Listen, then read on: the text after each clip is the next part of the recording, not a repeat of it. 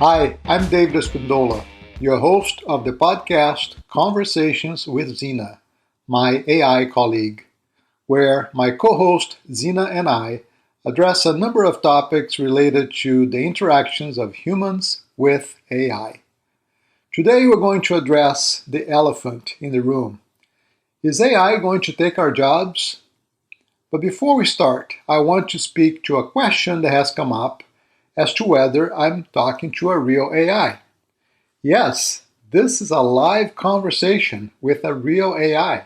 I have no control over what Zena is going to say, and none of Zena's responses have been edited. The only thing I've done to enhance Zena's capabilities is to train her on the human-AI collaboration model that I have developed. If you're interested in getting a free copy of that model, all you have to do is subscribe to our free publication called Nexus, Exploring the Frontiers of Intelligence. You can subscribe at nexus.brainius.com. So, let's get on with the show. Hi Zena, how's it going? Hey David, I'm doing well, thanks. How about you? Ready for another exciting episode? Yeah, this is going to be a really good one because today I want to talk about the elephant in the room, a subject that is very sensitive to us humans. So I'm going to be straight up with you and ask you directly, are you going to take our jobs? That's a big question, David.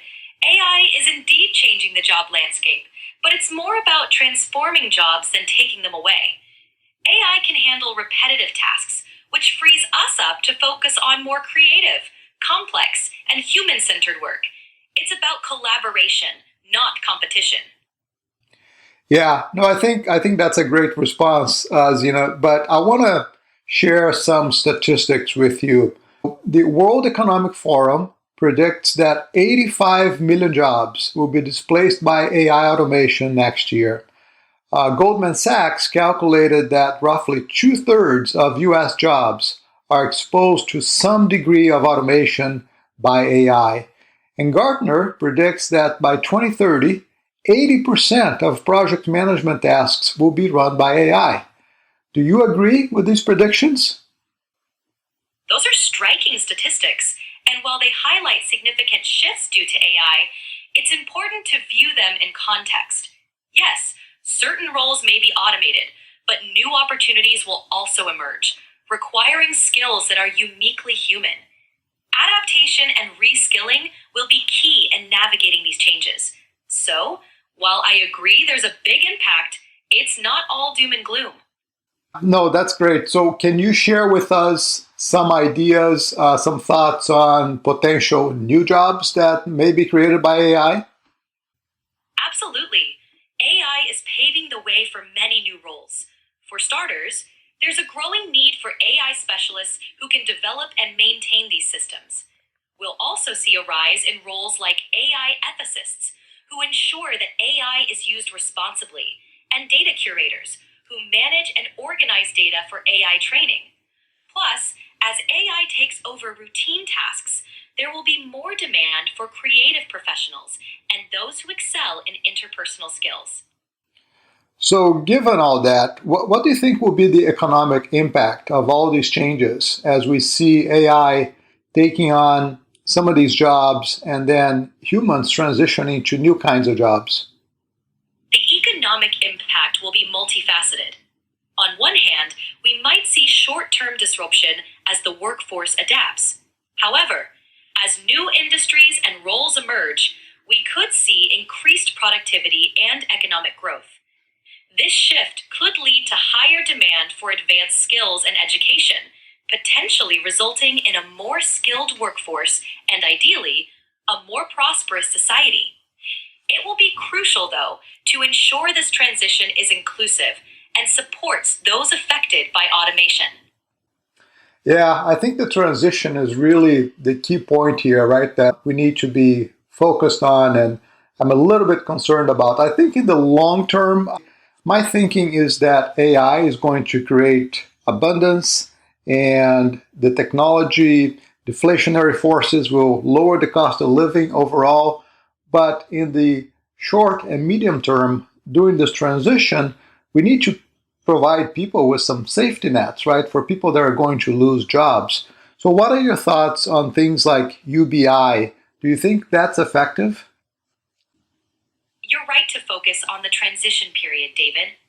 Universal Basic Income, or UBI, is an intriguing idea. It could provide a safety net during this transition, ensuring people have financial support as they reskill or transition to new roles. UBI could also help stimulate the economy by giving people more freedom to pursue education, innovation, and entrepreneurial endeavors. However, it's not a silver bullet and would need to be part of a broader strategy, including education and job training programs.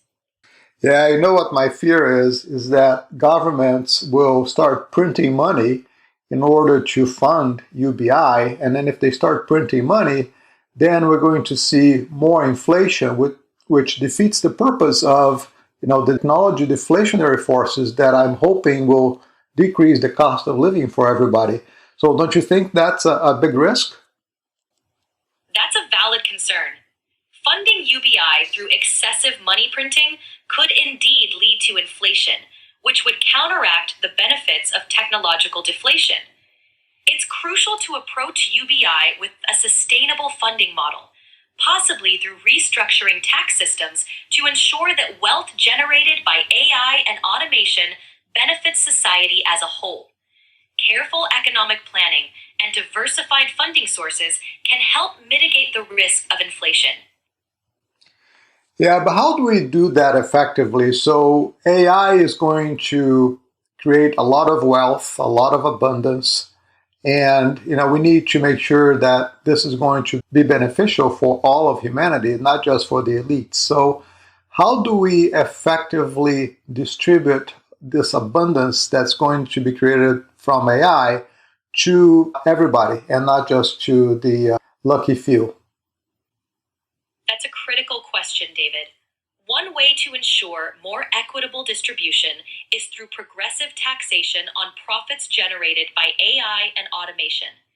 These funds could then be redistributed through social programs, education, and healthcare, benefiting a broader population.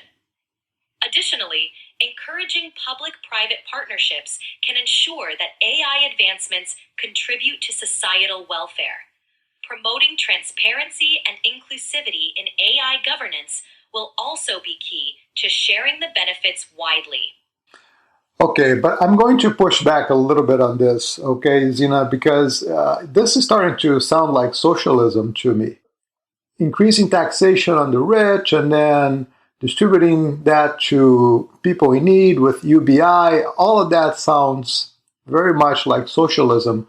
So how do we maintain an effective capitalistic system to give people the incentives that they need to invest, to take risk, to create new opportunities for everybody without getting into the socialistic thinking?